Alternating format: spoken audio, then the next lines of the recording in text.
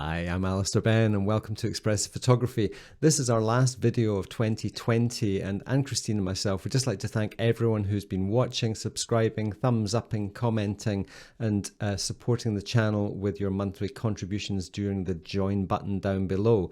We're going to finish this year with the making of a fine art print. A couple of weeks ago we had some really heavy snow which dumped a ton on our local area just for one day, and Kristin and myself managed to get out for a few hours and make the most of that incredible conditions. So I'm going to make a fine art print today, and what that means is looking at the scene in the field, understanding the elements that are important, looking at things like shutter speed, so that the aesthetic of the raw file, I guess, is the way we want it to be, and then bringing it into the computer, looking at it in Lightroom, the whole concept of soft proofing and what that means, and then through to the actual printing and finally having the print there in front of us.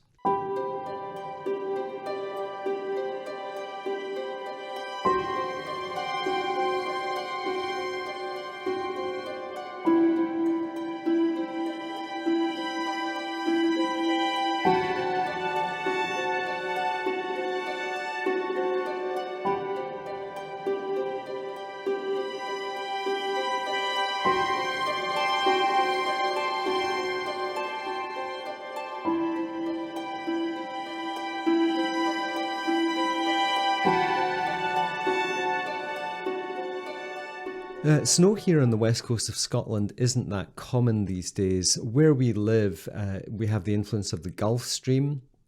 So the warm water coming up the west coast of Scotland makes the coastal areas quite mild. And we don't get that much snow. And with climate change as well, there's a definite shift towards windier, wetter winters. That's some alliteration thrown in for free. And so when we do get some snow, we jump on it. We really make the most of it. And we didn't have to drive very far, just 10 minutes from the house. We climbed out of the valley floor where we live by the ocean and then up into the mountains. And we got a couple of 100 meters above the glen there. And we were in this incredible blizzard. It was really dumping it down. Oh, it is so fucking snowy. That's mad. Very, very heavy. And this little tree is such an adorable little thing, and we drive past it quite a lot. It's between home and one of our favourite shooting locations, so we see it all the time. And as soon as I saw it there getting covered in snow, I knew that this was what I wanted to make a photograph of.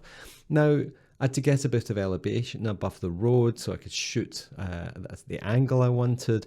And the foreground, the actual composition isn't that complicated.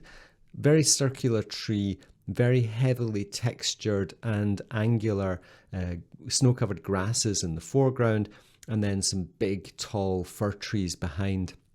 And the main dynamic element here is the movement of the snow falling. And as you can see from the film here, it was dumping it down. It was a proper blizzard. And I worked with various shutter speeds from like a half a second, a quarter of a second, an eighth of a second, one over 30 of a second. And I really ended up stumping for this here, which is a quarter of a second. So the final photograph was taken at a quarter of a second. And just to my mind, this is the benefit of having a preview screen on the back of your camera. Time is such a crucial atmospheric element that any movement in the frame, it's the aesthetic of that movement is the key driver in terms of the atmosphere that you're bringing into your photography. So in this particular case, a quarter of a second. And as soon as I saw it on the back of my camera, I knew that that was the shot that I was aiming for. The snow didn't last very long. We then went on to another couple of areas near home just to sort of see what they were looking like in this beautiful weather as well.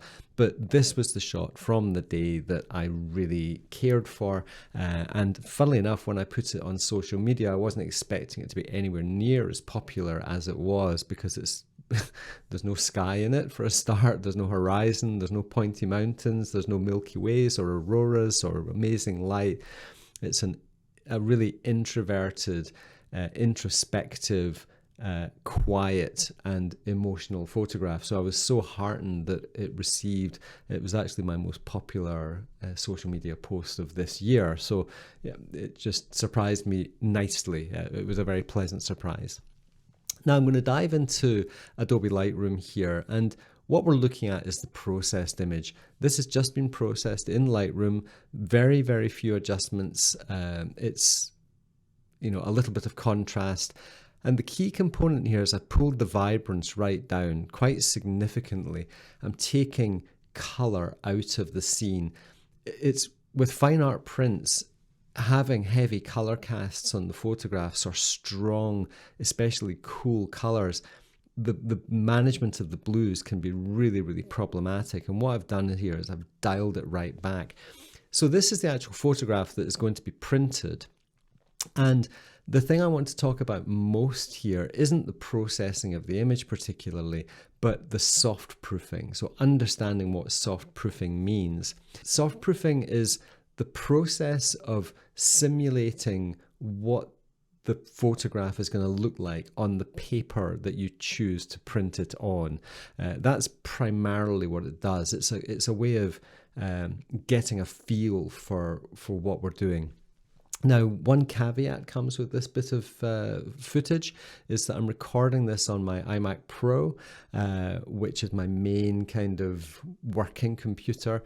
I do have another monitor off to the left here, which is an ISO, which is calibrated for printing. It has a very different color profile, and I'll talk about that in a little moment. So what you're seeing on the screen here isn't the profile that I was using to print this file. This is just my regular screen recording setup.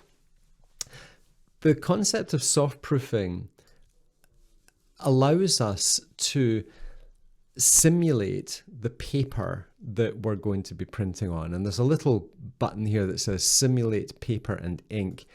And if we turn that off, you can see there is a shift. Backlit screens are obviously quite bright. Paper isn't perfectly white, and obviously it has texture to it, it has color to it. There's no such thing as a pure white. Well, there's papers that claim to be pure white, I suppose, but whatever pure white is. Now, the paper I'm using for this print is a Hahnemühle Photorag Baryta, and this is my paper of choice for this sort of contrasty photographs when I want to have a slightly gloss surface. It's not super glossy by any means, it's not a shiny paper, but there's some beautiful texture to it. It's incredible, and I'm so happy with this paper. You can see if you click on there, I use a Canon ProGraph 1000, the P1000 printer, and you can see a bunch of printer profiles that I have, all the Hahnemühle papers here, German etching, museum etching, Photorag satin, and then we've got the Photorag Baryta down here at the bottom. Now, when that's checked, Lightroom is using that ICC profile, as it's called, to simulate the effect of the paper and the ink on this photograph. Now, the Canon printer has a lot of different inks. I think there are 12 different inks, and it's giving us beautiful gradations of color, beautiful tonal shifts. So it's a really, really beautiful printer, and it's a very, very beautiful paper. So this is the incredible care and attention that we have to put into this process.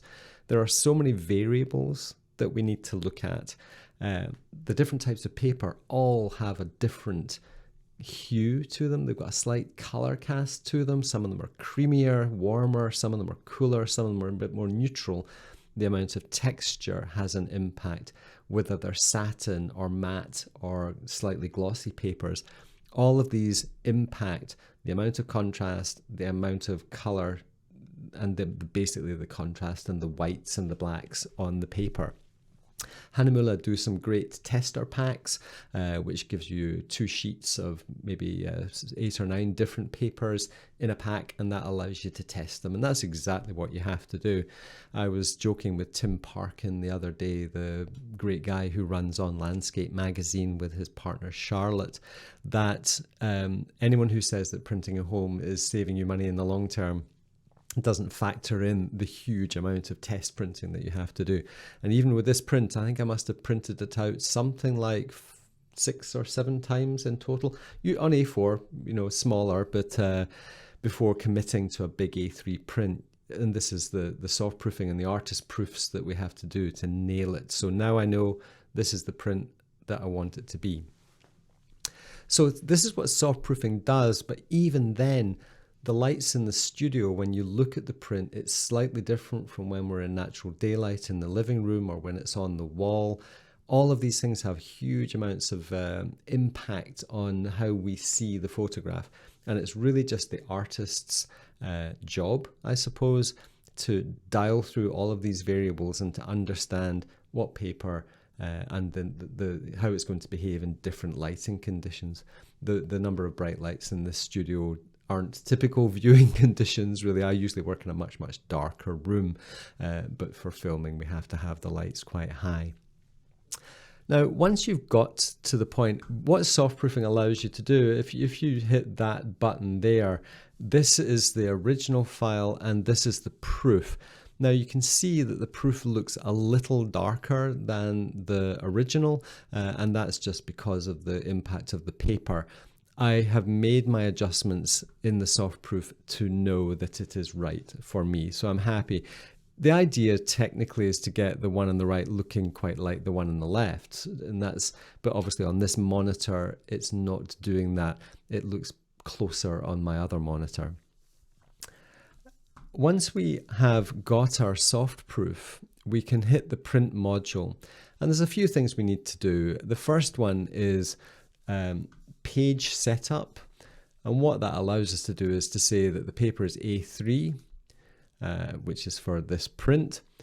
Click OK, and then the layout is basically saying any margins, left, right, top, bottom, and then I want this to be 25 cm square. That's the size of my square prints on a piece of A3 paper. So checking the box that says keep square, and then you just put in the width, and this is resizing the print to be 25 by 25 on this piece of A3 paper. Apart from that, that's the key thing. The only next thing is to make sure that we use the same color profile. So again, we have the Hahnemühle Baryta ICC profile, because the color management is being controlled by Lightroom. We're not letting the printer control color management. We're doing this all through Lightroom. And once we have our layout sorted out, and really all I'm doing is making an equitable border around the top and sides, I leave all this space at the bottom. We don't cut them in the studio because we want people to have a choice. If you wanted a square, the printer can quite happily, or the framer can quite easily cut the print for you. All of these are signed, so I will sign it. They're limited in this particular case to 25. So in A3, there's going to be 25 of this available for sale. Okay, well, here is the final print, and even though I say so myself, I personally love it. It's got that cool feel to it without the color getting too dominant. There's just a cool tone that I think captures the mood kind of well. This paper has allowed the blacks to get quite dark. The whites are clean and fresh without much color cast to them at all. So the overall feel from the photograph is doing exactly what I kind of want it to do. Slight texture on the paper, slight glossy surface, so I'm really happy with how that looks. So this will go on now to get signed and numbered, and this particular one is going to be a Christmas present for my brother, who expressed a very strong love for it. So this is going to my brother and his wife at Christmas time.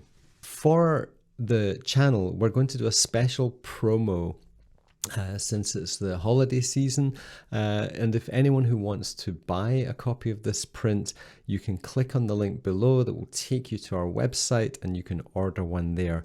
And as a special promotion for the holiday season, we're going to throw in free global shipping. Now that can make quite a difference if you live in far-flung places. Shipping these things from the UK, they all come in a gift box with our logo on them, with a certificate of authenticity which has been stamped with our official stamp, signed by me. The prints are signed and numbered. So it's a proper fine art certified of authenticity print that we're offering for this holiday season. So if you want to jump in and get yourself a copy of this beautiful photograph, then please click on the link below and check that out. And Kristin and I would just like to thank you for watching this channel this year. We've grown it from pretty humble beginnings at the start of the year, where I think we had maybe 15 or 1600 subscribers, and now we're zoning in on about 15,500 subscribers. And your support has been very much appreciated this year. And likewise, we hope that we're providing true photographic education that's focused on personal development as much as it is about making pretty photographs. I truly believe that creativity comes from our growth as people, how we engage with the world, how we see which is unique, and how to develop that. And this is very much the direction the channel is going to be taking into 2021. Heavy focus on education, heavy focus on personal development. So if you want more of that, then please stay tuned as we take a bit of a break over the Christmas and New Year period. But we'll be back the second week in January with some new videos and a new approach to how we're going to deliver education material in 2021. Lots of exciting things happening next year. We hope as the pandemic becomes more under control that we can start up our workshops again, with day guiding here in Scotland plus weekend workshops in Scotland, and then moving through to the autumn when I'll be working in collaboration again with Adam Gibbs and Alex Noriega. We've got some new people coming on board who are going to be tutoring for expressive photography, putting out the expressive photography mantra and the way we want people to try and see the world in a different way and make their photographs more meaningful to them. So thank you once again from Anne, Kristin and myself. Have yourself a happy holidays and a peaceful and happy and healthy new year, and we will see you in 2021. And tomorrow's my birthday, or by the time you're watching this, Thursday was my birthday, so I might have sobered up by then. Thanks for watching. Bye for now.